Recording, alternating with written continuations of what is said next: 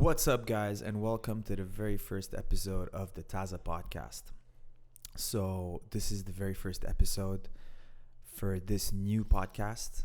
Some of you may know, some of you don't, but I previously had a podcast with friends, teammates from back in Montreal, but unfortunately, distance kind of forced us to stop. Pandemic kind of forced us to, rethink things. Sometimes in life, things are kind of right in front of you. Sometimes you have the solution right in front of you, but unless you look for it, you won't find it. And luckily, one of my teammates, Christos Papadelos, who is with us today, also had a podcast and decided to put it on hold. He had all the equipment. I came up to him one day and I was like, man, I just did a podcast. I was invited on Kendall Rusing's podcast, and I was like, man, it kind of reminded me how much I enjoyed doing it and how much fun it was. And so I came up to Christos, and I was like, man, this is something I'd like to do. Do you know what cameras, what microphones, lights I need to do? He's like, I have everything. And here we are. So Christos, welcome to the first episode. Thank you for being here. Thanks for having me, dude.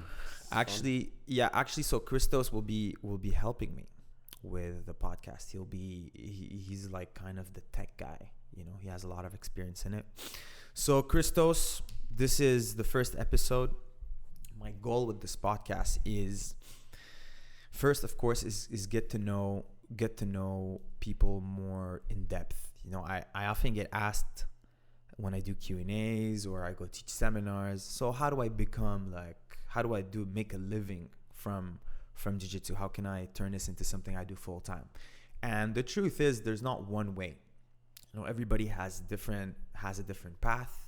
Everyone has a different present, different goals.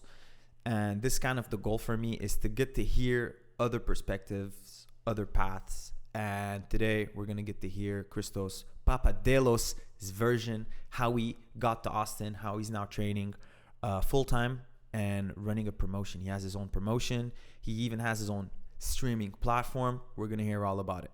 Christos, first, let us know where you're from, where you're born, and how you got into jiu-jitsu. Yeah, man. Well, thanks for having me, dude. I'm happy to be able to help you put the show together. I'm originally from a place called Peabody, Massachusetts. For those who have never heard of Peabody, most people haven't, but Salem, Massachusetts, where all that crazy witch shit happened. Witch? Yeah, you never heard of the witch trials, the Salem witch trials? I've watched movies about witches, but I didn't know it was in Massachusetts. Oh, it was they used to hang people. They're like, oh, you're a witch, we're gonna hang you. And so yeah, all that crazy shit happened in Salem, Massachusetts. I'm from the next town over. It gets real crazy during Halloween time. You see people from all over the world just flooding Salem. It's Halloween every day there. 30 days out of the whole month, people are trick-or-treating. So crazy place. But yeah, I'm from Peabody.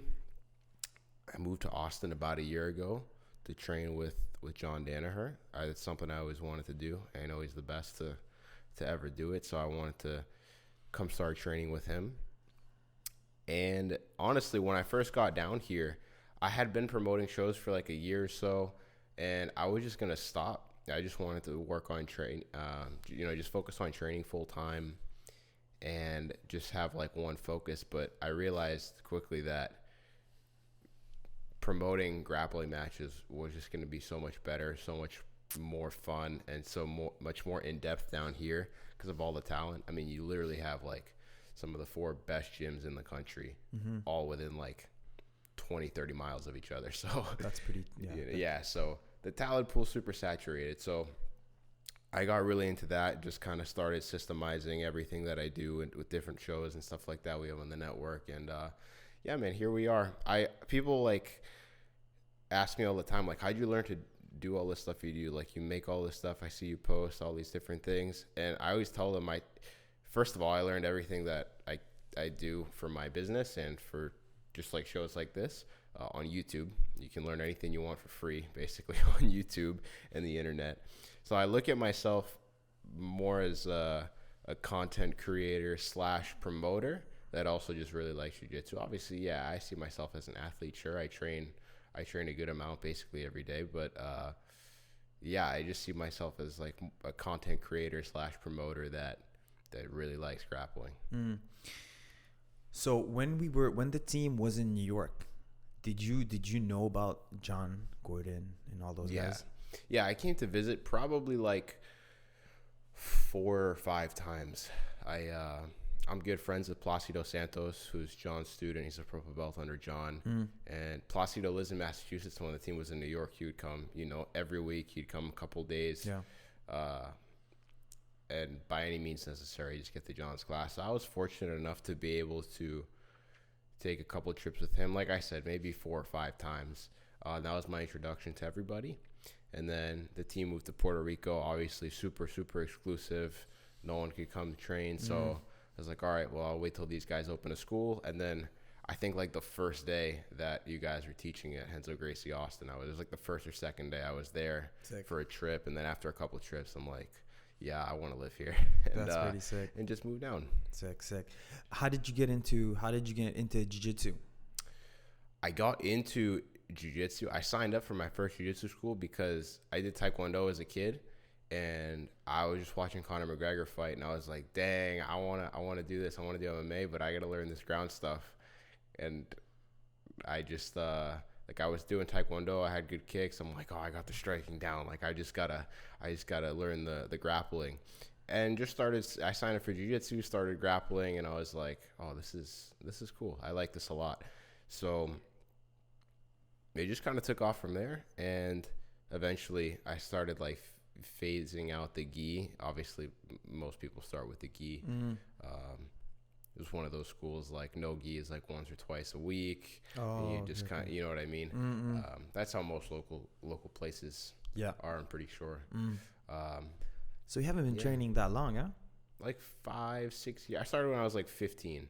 So I'm 21 now, like 6 years. Yeah. And did you was there like a specific fight you saw Conor McGregor win? Yeah, it was the one. Ironically, he didn't use any grappling at all. It was when he never really used grappling to win fights. But it's this fight against Dennis Seaver where he just he destroyed him. Yeah, just destroyed him and jumped on the cage, got in Aldo's face, and I was like, oh, this is really cool. The whole sport is such a show, and I like it. And MMA I think is like probably the coolest sport there is. You have the kicks, man. You have the kicks. They take you down. Who cares? You have the ground game. Boom. I've done MMA before, dude. I lost twice. I fought some big, really fucking tough dudes, and I lost amateur fights. So I don't lose sleep over it. But I think I'll probably do it again. I don't want to go out 0-2 forever. No, you can't. I can't do that. But I'm not stopping. Like you speaking of 0 and something, I'm 0-3 in ADCC. And I'm like one more loss away from being a reverse champ. So I'm not stopping. You know what I mean? It's you can't stop when you have an O. You know what I mean? So we look forward to seeing you fighting soon. I've seen you do MMA sessions. Like you train. I'm sure like you're pretty into it. Like yeah. I mean, I injured my knee recently, so I haven't been the last like month or so. But yeah, it's cool. I felt like before I moved here, There's a lot of MMA in the New England area, but it's mainly smaller schools with like 1 or 2 guys that are real good. And the thing with it really doesn't change. The regional scenes everywhere are kind of messed up, but there's like 1 or 2 promotions, and the only thing they care about is selling tickets. So they have like their favorite guys that sell 200-300 tickets, and then they'll just feed them like people that are like 3 and 20. Sick. For their first like 10 fights, and that's really like their whole thing. It's just making money, which is understandable. Who doesn't want to make money? But the scene is just weird. There. Now when I got here, I mean, I literally get to to learn from arguably the greatest martial arts mind ever on a daily basis, jiu-jitsu and MMA. So yeah, man, training is amazing. People don't know that John is like almost just as good as an MMA coach as he is a jiu-jitsu coach. People don't realize that, but look what Gary's been able to do. Yeah, John actually started MMA coaching, like with George and everything. Like I think he has if not more experience in MMA than in jiu-jitsu. Now, obviously, with when the squad like Eddie, Gary, and then Gordon came along, obviously his focus shifted, but he was focusing a lot on MMA in the past. And honestly, I had the chance to take a couple of classes with him. I boxed, so I started jiu-jitsu. I started MMA, actually. I went to TriStar. I started MMA, and I didn't really know what jiu-jitsu was. I took a class. I was like, man, this is pretty cool. I'm getting strangled by guys, half my size, unathletic and everything. And I did boxing, like, after a couple of months. I'm like, man, this grappling stuff, I'm not good at it. I didn't understand, like, that you have to be patient, and, like, those are, like, skills that come with time. And then at first, jiu-jitsu, you're getting the shit kicked out of you. You know what I mean? At first, in jiu-jitsu, like, you're fresh meat. People come look at you like, oh, this is who I'm going to practice moves on. So I boxed, and I did, like, a couple of amateur fights and everything. So I did a lot of boxing. But when I took the classes with John, it's just the perspective he gives you and the understanding you have is just completely different. So, I had, like, proper form. I had, like, proper punching form. I knew how to, like, put my hips into it and everything. But then he's able to, like, give you strategy, understanding, setups, so it was really, really interesting. And honestly, if I ever decide to go into MMA, I have a lot of confidence that he will be able to turn me into, like, a very, very good fighter. And even in the gi, once they open up the official spot, now we're training out of Roca, which is like a temporary facility, beautiful facility, but we're not going to be there for long. Oh, actually, who knows? But once they start the gi, I'm definitely going to be taking those classes, definitely be trying to level up in that area, compete in the gi as well. Like, since I got my black belt, I didn't compete once in the gi. That's something I'd like to experiment. So yeah, I feel like to say we're well coached is an understatement. We have the resources, and like you said, like, you taught yourself pretty much everything. For the most part, resources are there nowadays. You know what I mean? It's not like the information that's lacking. It's like the will to go and get it, and to achieve. And your family name is Greek. You have a bit of that. You still have a bit of that in you. You didn't mention it, huh? For sure. You've never been to Greece. You never been to the. No, I've never left the States ever. But your dad is born over there. He was born here, but, like, super, super young, went over there and then grew up in Greece until he was like 13, 14. I want to say. Didn't speak a word of English when he got here, and then now you can never tell. You still have that immigrant grind. That's still in you, man. A bit, no? I suppose, man. I think it's just me wanting to grind. You don't consider yourself an immigrant, man? What the fuck? Man, I've had it pretty good, man. I was born here. I've had it pretty good, man. I have to say, I can't. There's not too much to complain about. Well, you have the immigrant grind, whether you want to admit it or not, man. I mean, you started from the ground up, like, you didn't have anything, and you just started a promotion. Yeah. I mean, I don't know if how much that has to do with anything. Probably not. Man, just seeing, like, the people around you work hard, and I think just seeing the people around you work hard is what's gonna drive you. Like, you can't look at people that are just grinding their ass off every day, trying to get to where they want to get to, and then be lazy. It's hard, man. Whether you're trying to do the same thing as them or not. You see how hard people work to get to their goals around you, and you're like, I got to be doing a little bit more, Yeah. That's why they say, I mean, it sounds super cheesy, like, you are who you surround yourself with. You know what I mean? Yeah. Like, being in the room right now is super inspiring for me. I see these 15, 16, like, the 22-year-old coming in hungry, doing doubles. I can't slack off.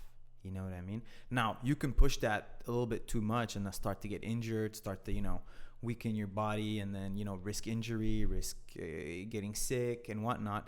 But it's for the most part, it's still a very beneficial thing. And for you, who was around you that really inspired you the most? My dad, for sure. I mean, I see how much of a hard worker he is. He's built his company from the ground up over the last basically like 10 years. Man, really though, when I got here is when I realized, like, like there's just no time for fucking around. Every waking hour of the day needs to be like working to get what you want. Like you said, you come to the room every day and you're just inspired by like all these people, like just never missing a session ever. It's crazy. Going hard every session. And specifically, Danaher, like this guy teaches 5 sessions a day, 2 jiu-jitsu, public classes, 2 jiu-jitsu, professional classes, and the MMA session. So 5 classes basically every single day. And the guy never ever misses a day. Ever. So even just seeing that is super inspiring. Like, man, this guy is in his 50s, crippled with bad hips, bad knees, and he's showing up every day to teach his students. It's like, man, if he can do it, you know, I'm 21 years old. I can I can get up and do what needs to be done. Yeah, it's even like, let's say sometimes I wake up and my body's killing me, and going back to sleep knowing classes in like in 30-40 minutes, it's so hard to go back to sleep. You know what I mean? Like that inside your head, you're like, oh my God, I missed this. I'm such a fucking loser. You know what I mean? So you just get up, go, no negotiation, just go and get it done. So when did you decide you wanted to start promoting events? It's interesting because it was never really in the works like that. What Enigma originally was supposed to be its own like academy, like its own gym. It was Enigma Jiu Jitsu Academy. If you go back on like the old Instagram post, you'll see it was all tagged Enigma Jiu Jitsu Academy. And at the time in New Hampshire, there was zero like all no-gi. Like there was nowhere you can go just any day to do no-gi. Like I mentioned, it's basically like all the schools have like a Tuesday and Thursday no-gi class like at night, and like that's it. So the idea for this was like I subleased a place in inside of a gym for it was pretty cheap. I don't even remember exactly what it was, but it was pretty cheap. Inside like a lifting gym? Not even really a lifting gym. It was more like a family oriented, not CrossFit. It was just like an overall like fitness. They had different types of classes and stuff, but there was like a good amount of space where I had a stack of puzzle mats. I'd come down, put puzzle mats down, and then it was super cheap, and whoever just wanted to come just do no-gi could come any morning or any night. Sick. And we could just roll no-gi. Twice a day, every day? Twice a day, every day. It was a lot of fun, man. And when we first started, the first thing we did, like as the grand opening, was we did a tournament. And we gave away $1,000 in a lightweight division, $1,000 in welterweight division. Well, we did 55 and 75. And it was so fun, dude. Yeah. It was so fun. We did EBI rules. We had like 2 or 3 super fights in there too. And yeah, I just had so much fun putting that on. And we had like more than 100 people just crammed in this tiny, tiny little gym that when we just like for free, like, oh, it's free to come to, like we're just trying to get people, like let people know this place exists. Damn. And then everyone was asking when we're going to do the next one. And I was like, I'm down to do another one, but we're going to charge a little bit of money. So we used to charge $15 for that one. And then like entry, like, okay, you want to compete, you got to pay $15? No, like just to come watch. It was still free to compete. Okay, sick. We did an absolute for that one for $1,000. And then after that, I was like, all right, this is a lot of fun. I was having fun doing like the gym or academy, whatever you want to call it too, but it was more like I was just having way more fun trying to organize events. I'm like, what if I just do this, but I like really go big with it? So for the third event, I got a venue. We did a real venue. It was a wedding hall in New Hampshire. The event went great. We sold a bunch of tickets. We had like two gym owners fight in the main event, so all their students came and the place was just roaring. So it was a great time. And then from there, I was just like, yeah, I'm gonna do this full time. Started promoting, did a few more events like that, and then moved down here. Started live streaming. Started taking the streaming platform Enigma TV a bit more seriously, and now we're like branching out, adding more promotions to it, and now we're here. So what happened to the gym though? So you said you were in that gym, you had puzzle mats, people were coming in to train initially. So you were kind of starting up an academy, no? Exactly. Yeah, we had like probably 10 or 15 solid people that were coming in every day, and members. Maybe not every day, but we had a couple people that would come in every day. And then we had another local gym that I would train at like in between. and then most of those people just went there, and because it was like, I would say half the people were like brand new, and then half the people were people that just wanted to do no gi. Okay. So they just went in and started training at other spots, which was the whole point. It's not like it was like a team. Okay, train here. You don't train anywhere else. Like, no, like come here to do no gi when your gym doesn't have no gi, or you just want to do no gi and you don't want to do the gi. That's mainly what it was for, and geared towards beginners too, obviously. So you didn't even plan on like running an event, running a promotion. You just, hey man, I feel like training no-gi. This is something I enjoy, something I want to do. And then you did it, and it turned into events. Yeah, it's weird how it transformed like that. And now it's more like I'm shifting from focusing on promoting so much to just running the streaming site, Enigma TV, which obviously I'm still promoting the shows, but that's like my focus is switched from like operating that space to promoting shows to now streaming all these different shows on Enigma TV. So my focus is shifting little by little by little, but things seem to be improving for me each time I make little shifts. So, dude, the events are fun. You know, I've competed on 2 of your events, and we recently just had an event at VOW BJJ. It was what, VOW series? How you call it? Yeah, VOW submission series. The 2 is the second one we had a couple nights ago on Sunday. It's a great event. Great event, and it's still kind of the same vibe that you had in New Hampshire. It's similar vibe. If I'm being honest, it's way better down here because the teams really come out here, man. Like, not to say they don't come out up there, but you have like 2 people from New Wave, 2 people from 10th Planet, 2 people from B Team, 2 people from Fight Factory. Literally, the whole freaking gyms will come out to see their two people. So when you have like 5 or 6 people from each team, it's like the whole team's even the more local schools, like everybody comes out. It's just good vibes, man, especially in the gyms that we do them now. Most of the shows take place in gyms. You mentioned VOW the other night. It's such a great vibe because say we have like 100 people in there, which is almost what we had the other day. It's not the biggest space, but it's sufficient enough the way we do the seating and whatever. So it's packed, it's loud, and it's such an intimate vibe.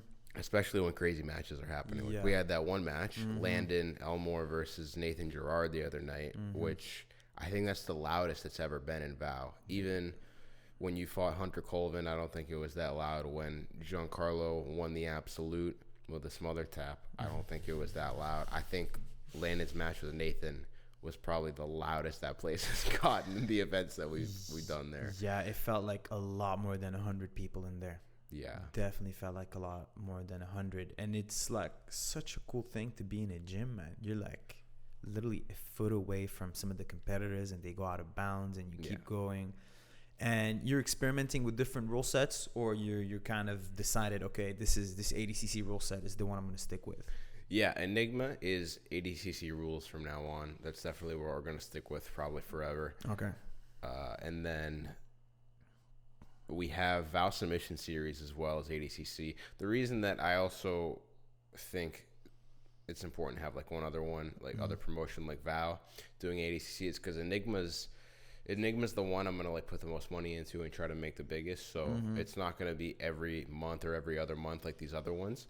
But one like VOW submission series where it's more local competitors and we're not going too crazy on production.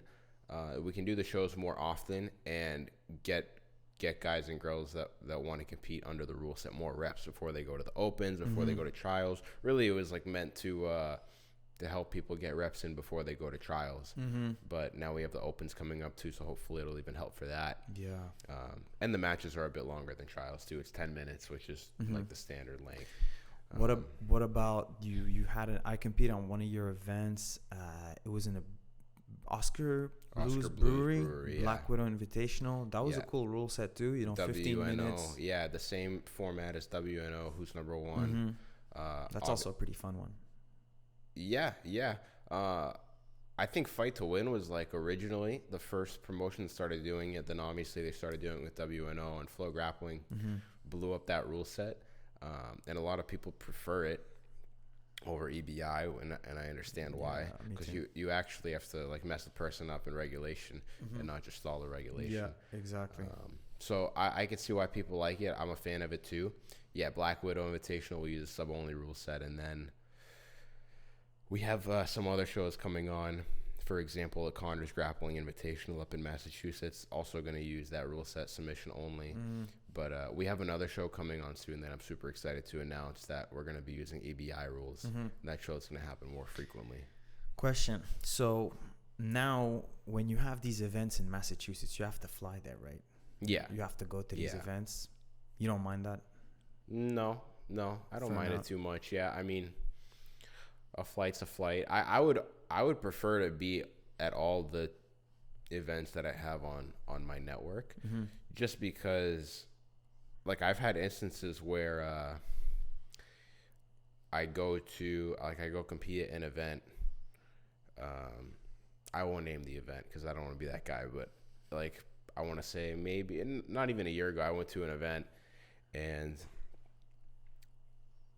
a couple family members and friends bought Flow Grappling just to watch this event. There's a team event that I did with some buddies, and I'm trying to guess the event, but so far nothing.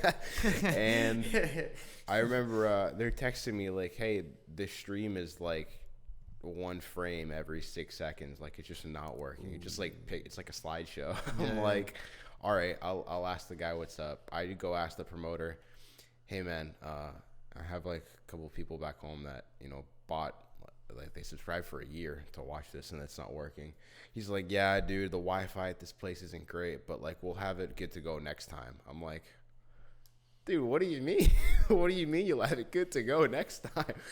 So that's not even, like, you can't even really put the blame on Flow Grappling for that, because this guy just like didn't make sure that he was going to have decent Wi-Fi. He just it's like, "Oh, I'll wing it, whatever." But at the same time, if Flow Grappling had a person at all those events that they're responsible for on their network, they could have made sure that, you know, this place has adequate internet, that the live stream's going to look okay, because it is your platform at the end of the day. So even if it's not my show that I'm running, I just want to be there to make sure everything's going smoothly. So it's going to be a while before you see me not being at event on Enigma TV.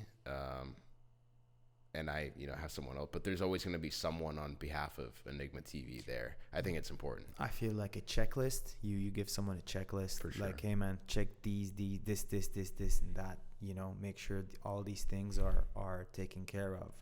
Because like now it's growing, right? You're like, you went from gym to like venues. Now you're doing gyms too, but venues sometimes. But it's gonna keep, like, you see it growing, no? 100%. It's gonna grow to a point where it's gonna be hard for you to be everywhere at the same time, especially if you're trying to compete. Like, how you think you'll be able to manage training, and like you have aspirations to compete as well, don't you? Or has it taken like kind of a backseat? Like, do you think you'll be able to? Of course, I think there's like you said, like if you grind and you work, you'll be able to. But do you see like yourself competing at the highest level a little bit on the side while you grow this platform? Oh, dude, I mean 100%. You have to. There's no possible way that you can be working to, okay, I want to win trials and I want to go medal at ADCC. Like, there's really no way you can do that unless you are all in. You know, you can't have like too much else going on. I want to get as good as I possibly can, and I think I can get, you know, very good over time. But yeah, I don't have any like specific goals. Like, I'll enter tournaments, and you know, if I'm good enough, I'll win. That's a fun way to look at it. You know, you go in with less expectations. You put less pressure on yourself. Some people do better like that. Yeah, I feel like when I have zero expectations and I'm like, yeah, I really don't know what's going to happen this tournament, I end up doing the best. Yeah. It's weird. It's a weird thing.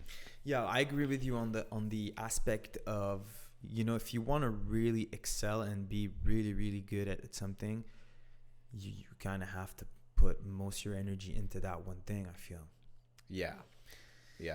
Same with me. Same thing happened with me. I was, like when I was a purple belt, I got my purple belt. I was still at TriStar.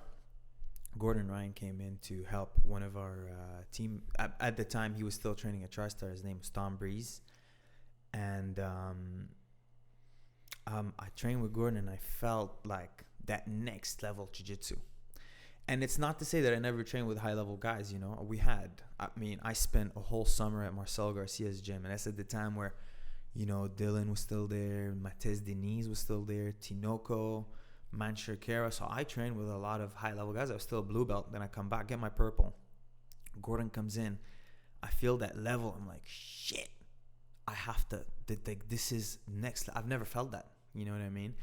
And I was in kinesiology at the time. I was studying kinesiology, and I was full-time. I was trying to, become a physiotherapist. And I wasn't sure. I was like, yeah, I want to become a physiotherapist, but this jiu-jitsu thing is so much fun, and I'm competing locally. I'm doing good. Like, kind of like how you're starting to grow your platform, like slowly realizing, fuck, this is something like I could do for a living. And at the time, we didn't have like submission-only events. There wasn't like, I don't think Flow Grappling was even like streaming things at the time. Like, there was really little money, but I was still like, nah, this is cool. If I like win, I open a school, I can make a living from it.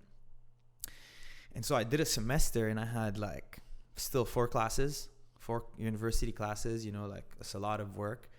And I was still taking the bus. Like, I was taking the night bus, getting to New York, like overnight, getting off the bus, going straight to morning class, getting my ass kicked.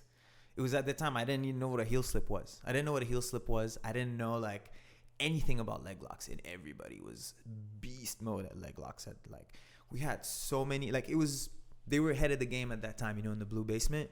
There was Eddie Cummings, he was still there. Gary Tonin. Gordon was there too. Obviously, he's the one that got me into the team.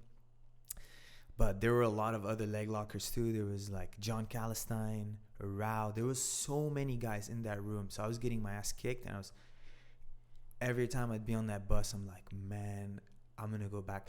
Not that TriStar was great training, amazing training. And actually, like, training with these MMA guys, you get this like ability to scramble, because these guys don't want to end up on bottom. You know what I mean? Yeah. You train with MMA guys, it's different than when you train with a pure jiu-jitsu guy. Can't hold them down. It's so hard. Can't hold them down. They rely on the cage, just limp leg out and everything. So I had that, but that like fine tuning and the leg locks, the leg pummeling, the heel slipping, all that stuff. I was like, fuck, I wasn't good at it. So yeah, I went from 4 classes to 3 to 2 and then like I was like, man, how much longer I'm gonna like half-ass things? My whole life I wanted to be an athlete. You know what I mean? Like, in high school, I was trying to become like a professional soccer player, and I'd skip classes. I was like a terrible student. Like, I barely knew like what we were working on in school. That's how often I'd skip class, go to train, hit the weights, go to practices left and right at different schools, different universities. So my whole life I was like half-fasting shit, trying to do 2 things at once. And like, when I switched and I stopped school, that was like the first time I was able to like focus on one thing and one thing only. And man, it makes such a difference. You know what I mean? Not to say that you can't like have hobbies on the side and you can't like enjoy things, but you need to have one thing in life where you give absolutely everything. And it's good to know what it is. You know what I mean? It's good to know what it is. But at the same time, you have it pretty good, because you're kind of in that room where all you have to do is show up, and you have a coach that's doing the studying. You have teammates that are putting themselves out there, leveling up. So you being in that room, you're still going to elevate your game a lot faster than most people. You know what I mean? But at the same time, you're going to grow this platform. You're still going to, give back to the community, because honestly, it's such a good thing to have. Like, this thing that you're creating. Even for me, like, I need to get reps. I need to compete. I need to like do things locally sometimes too, instead of always having to travel and have that, like in sports, you have the home game, you have an away game. This is like home game for me. You know what I mean? I have this advantage where I can wake up in my bed, have my teammates, have all my friends come and watch. And it's just so cool, man. It's just so cool to see this thing growing slowly but surely. Now, how did you decide because at first I didn't really understand what you're trying to do, but now it's kind of clear. But what made you decide to turn Enigma into like a platform and start adding different competitions in there? Yeah. What originally happened was I wouldn't live stream the events. I would just record them and put them up maybe like 3 or 4 days, maybe like 2 or 3 days after the event, and they looked great. Everyone was really happy, but I had so many people telling me like, "Man, you guys would make so much more money if you." Me being one of them. Thank you, pioneer, right here. Pioneer, man. That you guys would make so much more money and do so much better if you live streamed. And I was so hesitant at first because you see live streams like weird shit happen on like ESPN and stuff. So it's like I'm working with basically nothing, and I know like shit's bound to happen during a stream, which we haven't had anything happen really since I started. I've gotten it down to like pretty solid pattern where it's the same thing over and over. I know what to do and how to make it look as smooth as possible. It's nothing crazy. We have one camera set up for the most part for most shows, but that's something that we're gonna improve going forward. But as far as like adding other shows on there, when I really started focusing on wanting to grow the platform, it's really all about content. How much content can I get out to viewers? The more the better. And Enigma's great. It's great content, but Enigma only goes down every couple months. So it's like, all right, we got to get more on there. First, we did a Vow Submission series, which figured let's give Vow their own show. That's Vow BJJ in Austin, Texas. They're on North Lamar Boulevard. If you guys have had never heard of them or never been there, it's a good spot. Very very cool gym. Good people. Yeah. I partnered up with them, put on that first show, and then started going around to some other academies in Austin, end up where I'm from, back home in Massachusetts, and basically pitching the idea of partnering up and putting on their own show with their own rule set. And a lot of people that own academies really like the idea because they've seen Enigma before and whatnot. Originally, I was just going around to existing shows and trying to purchase the streaming rights to these shows. But you'd be surprised, like, so many people overvalue themselves and think they're worth so much money, and it's like, guys, this is really not all that. I bet we can do it, and we're doing it. So yeah, it really just came down to that, is realizing that we needed more content, different types of content, different rule sets, and just creating, like I said, I see myself as like a promoter / content creator that really likes jiu-jitsu and wants to get good at it as well. Do you prefer working with the kind of people that overvalue themselves or undervalue themselves? I mean, it depends. You mean like working with them how? Like making events with them, getting them to commit the matches? Yeah, when I say overvalue, I mean like, when I say they overvalue themselves, I mean like, what Enigma TV offers is like, okay, we come in and you sign with us.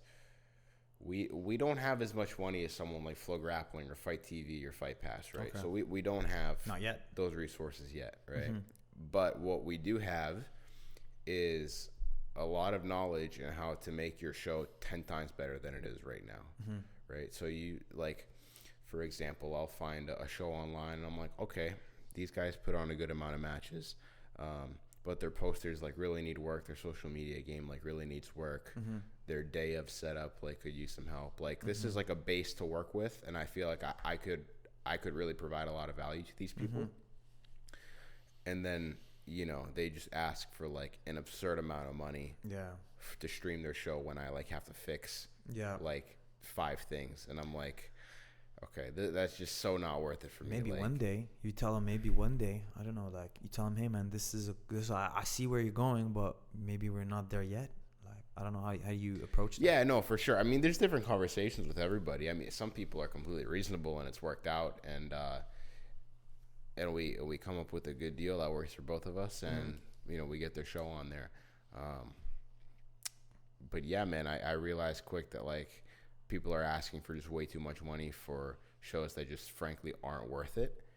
And I want to make sure shows that I'm putting time and money into are the best that they can possibly be.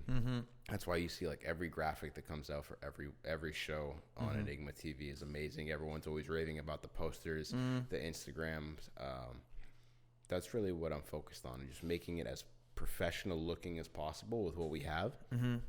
And yeah, I have confidence, man. Like, we're just gonna keep doing our thing. We got about 5 promotions on there right now. I'm sure by the end of the year we'll be close to 10 or past 10. And yeah. How old are you now?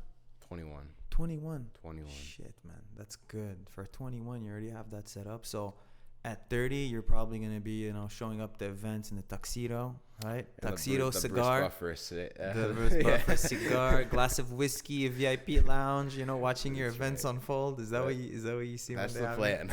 That's the plan. Shit, man. But honestly, I don't stop doing the gym events, man. I don't think you should ever stop doing gym events. We won't. Because they're so much fun, man. Yeah, they're fun. They're easier to set up. We don't have to transport mats. We don't have to work with like some big venue and pay them a bunch of money. You don't have to be like out by a certain time. It's just a chill vibe, nice intimate vibe. Like I said, people really like the gym events. They like being that close. Yeah, I really like the gym vibes. What is your take on like delegating tasks? Let's say, okay, now you're 30. This thing is fucking making shit ton of money. It's big. It's good. Maybe you have other sports on there. Do you see that happening? Like 100%, boxing? 100%. Yeah. I mean, obviously we just have Jiu Jitsu now, but look at Flow, right? They have, not only do they have Flow Grappling, I think Flow Grappling is one of their bigger ones, but Flow Sports, I think, hosts like 30 sports or something. Like they have like Flow Hockey, Flow Cycling, Flow, all this different Flow stuff. Flow Cheer. Do they have Flow Cheer? Yeah. I'm pretty sure they do. A bunch of sports that you could say almost like basically exactly like jiu-jitsu. Most of the people that watch it are people that participate in it.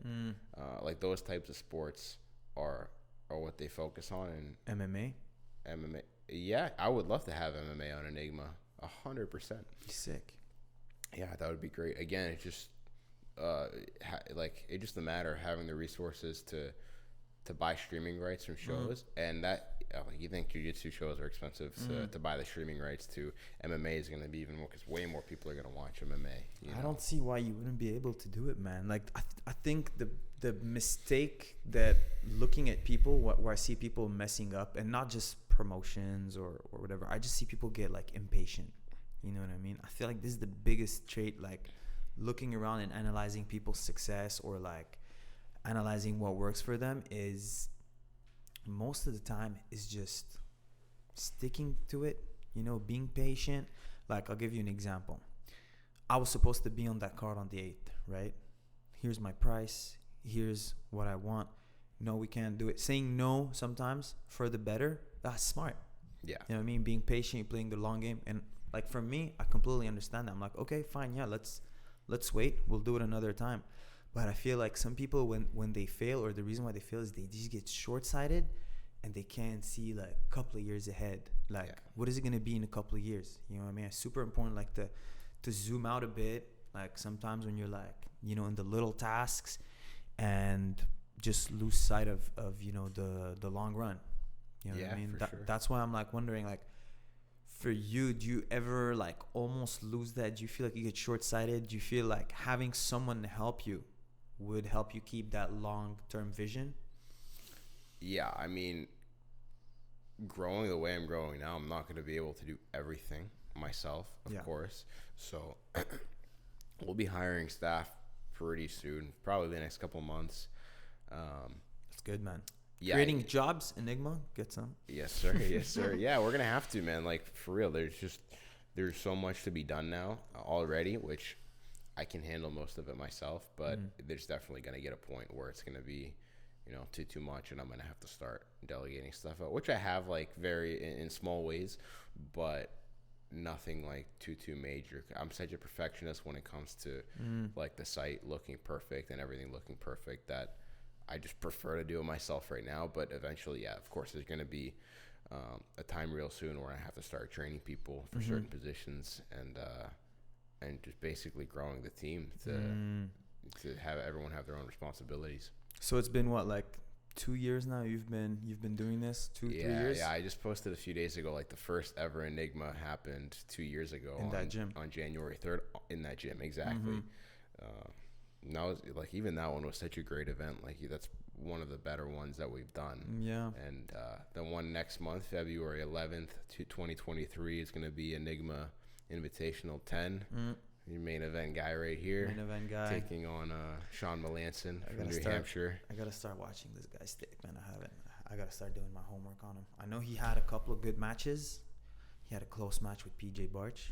Yeah. Was it close? So he got submitted, but he had, so the reason people remember that one so well is because it was for the welterweight title main event of 170, yeah. And he dropped back on PJ's leg and had a super, super tight heel hook and popped his ankle up. And you could hear the pops pretty loud, and everyone in the crowd was like, ugh.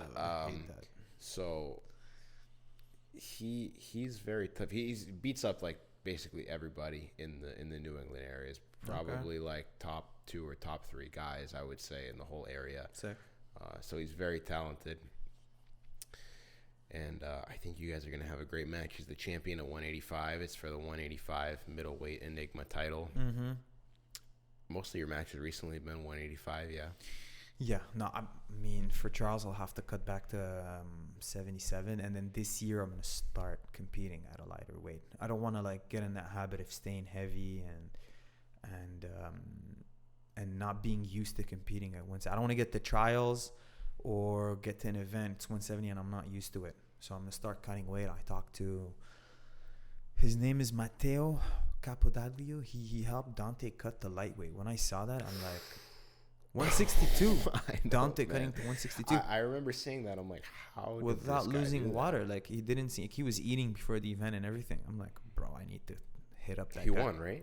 He won, and he looked very dominant, and he looked very healthy. He looked very good. So this is this past No-Gi Worlds, by the way, at black belt. Yeah, 162. Just literally a couple of weeks ago. And honestly, I think smart from Dante to do that. Like that's why I was asking you about delegating. You know, I feel like sometimes it's worth the price, worth whatever investment you're making to delegate certain tasks. Like for me, I don't know shit about weight cutting. You know, like ADCC 2022, this last one, winged it. Oh, I'm just gonna. No, like get someone who knows how to do it properly. You know what I mean? Same with strength and conditioning. Get someone who can help you, organize it, structure it. So you have a part where you're trying to gain strength, part where you're doing power, part where you're doing endurance, and then you section them. And then over the year, like, okay, now you actually level up instead of winging things, going to the gym, getting a pump, bro, and doing things the wrong way. No, honestly, like this guy came in, this my trainer guy who we'll have on the podcast at some point. Hopefully, the nutritionist, Dr. Matteo, we can have him on the podcast too. He came in for like 3 days, fixed my squat, and I went from like barely being able to do 10 reps with like 1 plate. Just the other day, I did 2 plates each side with 25, good form, everything in the glutes, no knee pain. So I feel like it's important to delegate, man. Sometimes like giving people a bit of like a role to help you, I think it helps a lot. So no, I won't always be competing at 185.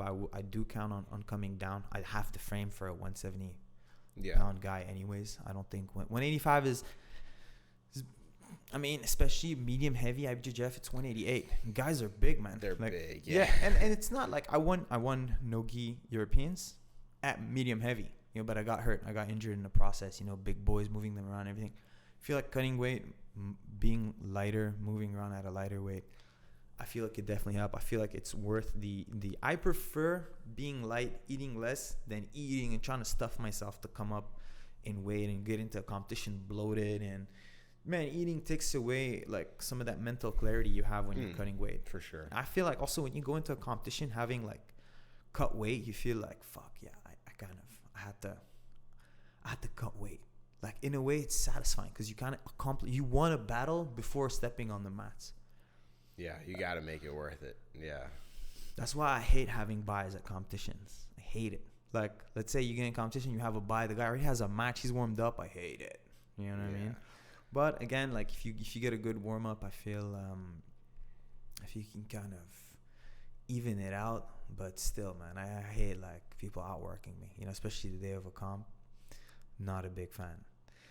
So speaking of outworking, you have your competition is like pretty big hitters. You know what I mean? Like, where do you see yourself being able to, be on that level one day? Man, yes. And I think the time's going to come soon. The plan is to host our first. This is like one of the main goals for 2023 is for the Enigma Invitational to host our first 10K tournament in 2023. Yo, get me on. So by the end, you're in. Hey, 10K, baby. You want in, you're in. Come so close to those 10K tournaments, man. I need to win one. You won Emerald City, right? Emerald City, yeah. But I was in the finals with Nick Ronan. We split the money. Okay. So 5K. Okay. Same with Ethan. When I won the Fanatics at 170, he had a crazy match with your teammate Nick Fury. Okay, yeah. Not my teammate, but a good friends with him. Trains back home in Massachusetts. I would say Nick Fury is probably the best grappler in New England. I would say so. And he actually just got a fight in the UFC. He's fighting this weekend. Some Russian guy, no? Polish guy, 16-1, Mateusz Rebecki. I thought it was like Magomed something. Right? No, Mateusz Rebecki has beat a guy named Magomedov. Yeah, so with a submission, no? He elbowed him from crucifix to a TKO. So he got the crucifix. That's not your boy better have his grappling sharp, man. To beat a guy called to out grapple a Magomedov, man. Yeah. Yeah, man. That's saying a lot, man. Definitely. It was a short notice fight. I think they gave it to Nick on like 2 or 3 weeks notice or something like that. Some guy pulled out, and you can't really say no to the UFC. No. So he's in there.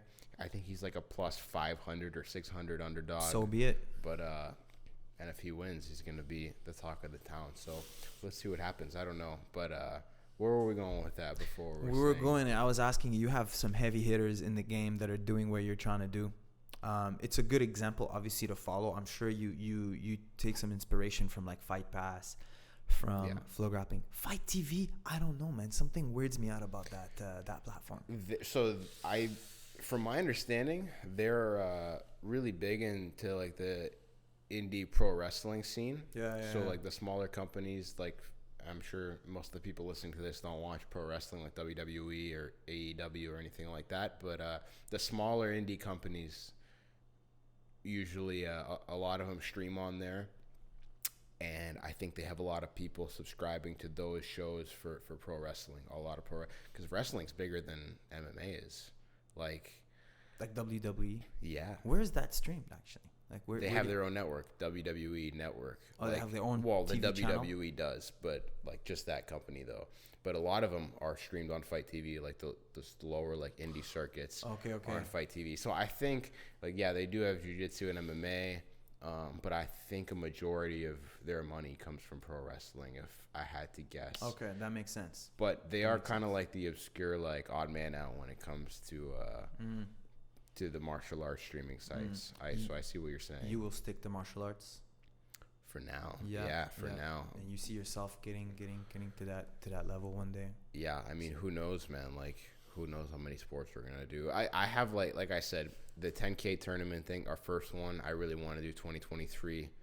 I love doing absolutes, so I feel like it's probably gonna be an absolute.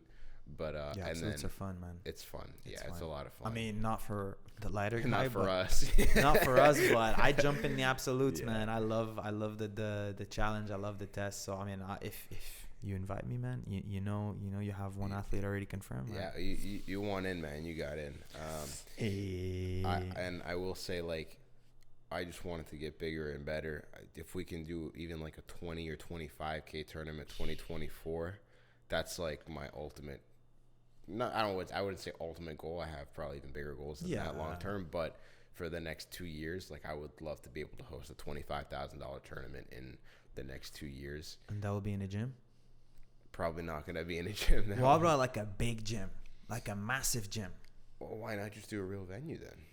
This is more money, isn't it? That you're gonna have to transport mats and all that stuff. If we're putting $25K up for a prize, fair enough. I think we can afford. I've always said this to people too.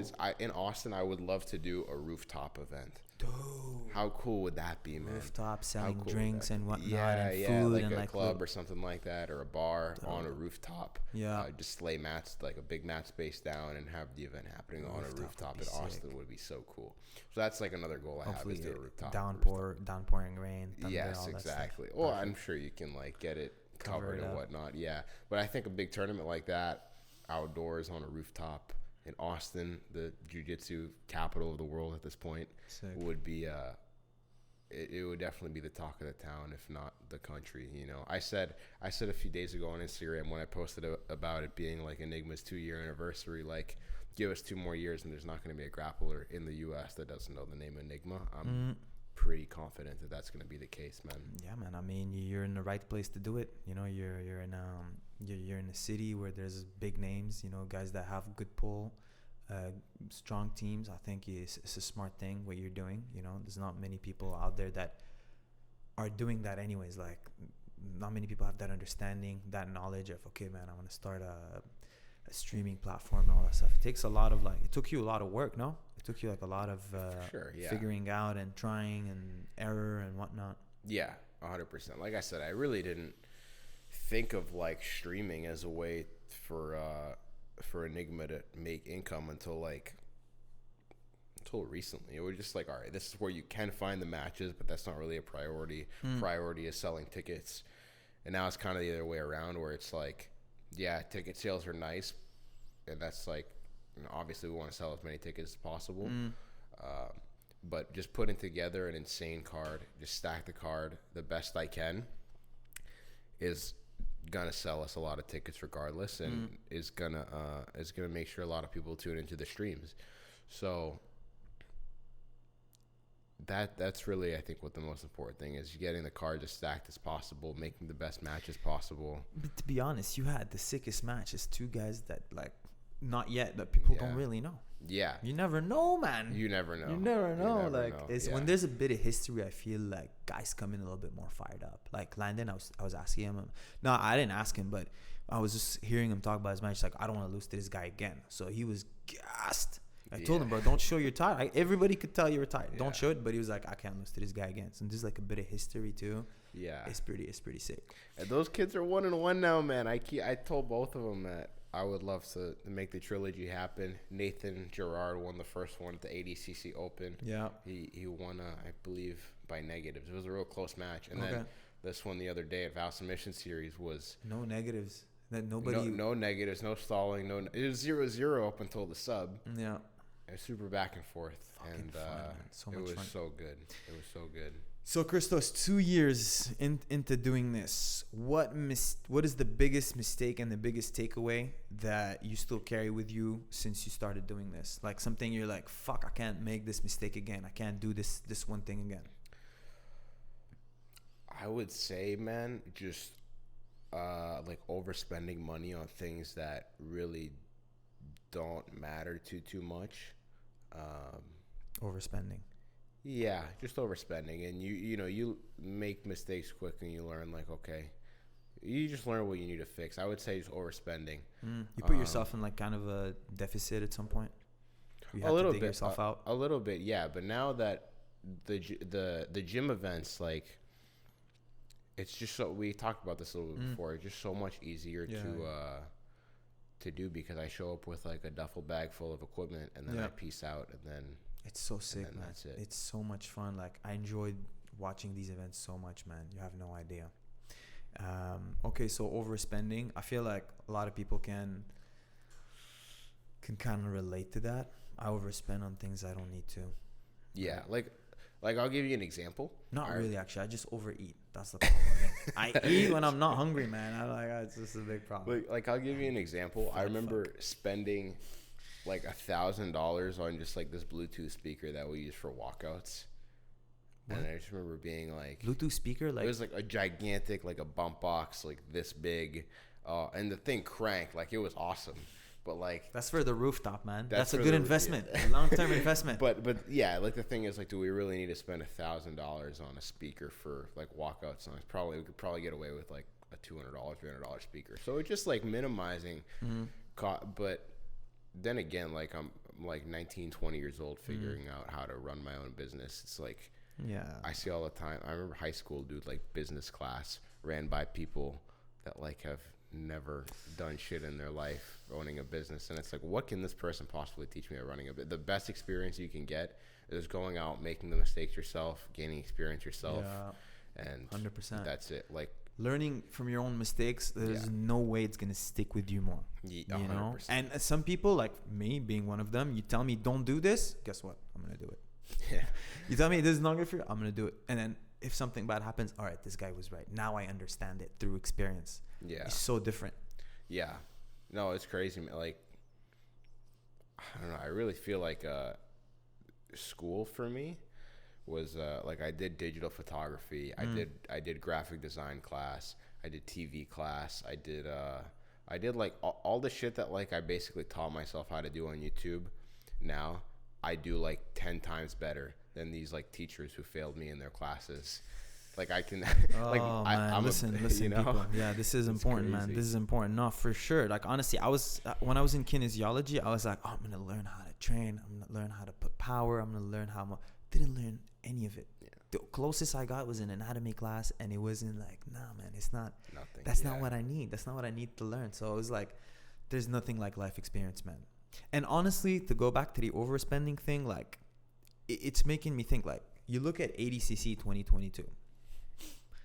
There was a lot of money in production. Mm-hmm. Do you think that's what made the event epic, or was it more the athletes putting on insane matches? It was the athletes, dude, for sure. I mean, don't get me wrong.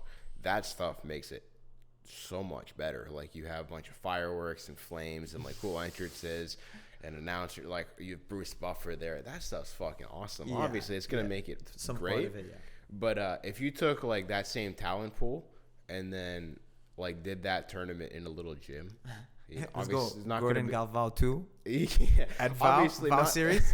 It's not the same vibe, but I guarantee you that it's still gonna be incredible. Just because, like you need to see those matches. Those brackets were so crazy, man. It was insane. Like, it was insane. Like, it's must watch jiu-jitsu. Yeah. Some matches, man, epic. I still rewatch them. Like, I rewatch so many matches. I rewatch them over and over.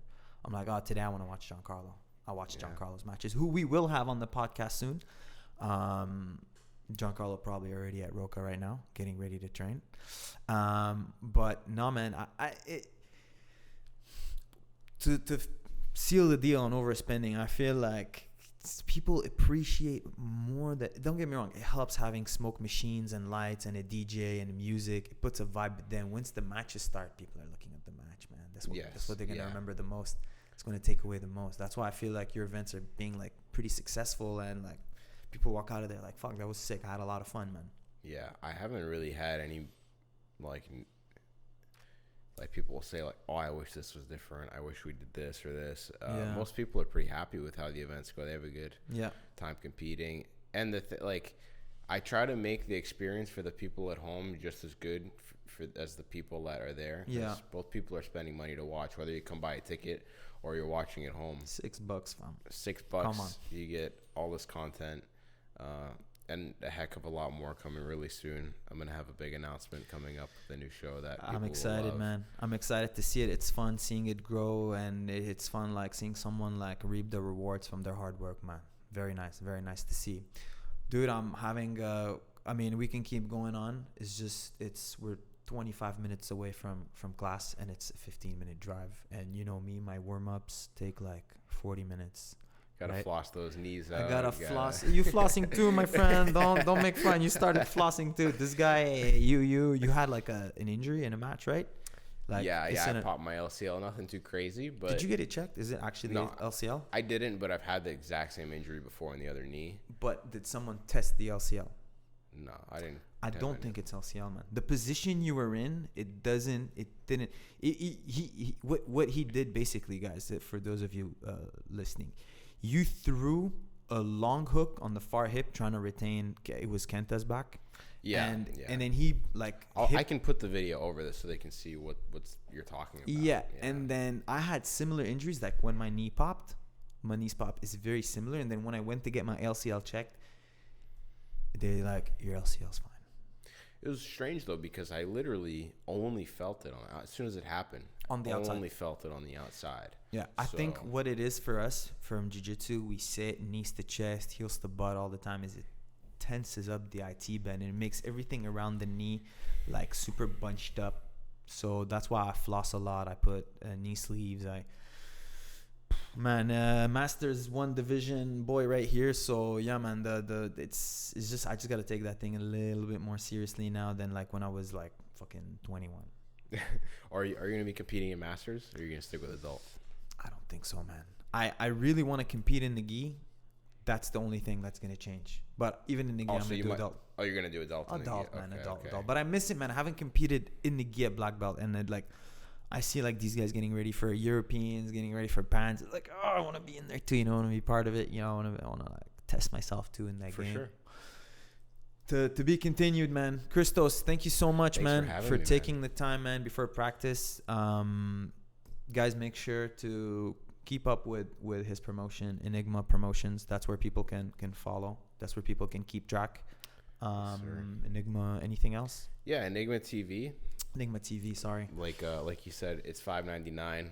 You can subscribe anytime you want, cancel anytime you want. I tell people straight up all the time, you can go pay the $5, download everything, cancel it, and I promise you'll want to just resubscribe anyway. Yeah.